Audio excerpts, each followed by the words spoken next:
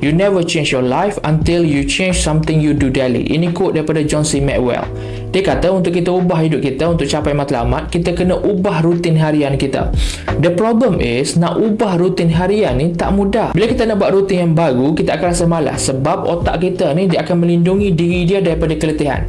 Sebab membuat rutin yang baru akan menelan energi yang lebih banyak daripada membuat rutin harian biasa kita. Ada satu kajian daripada neuroscience, dia kata bila kita buat rutin yang baru, dalam otak kita ni akan create neuron baru. Untuk create neuron baru tu akan menelan energi 5 hingga 10% lebih tinggi daripada kita buat rutin harian kita yang biasa tu.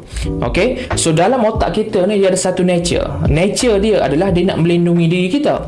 Tapi apabila kita buat rutin yang baru akan meletihkan akal, meletihkan otak, seterusnya meletihkan badan kita, dia akan detect itu sebagai risiko untuk badan kita.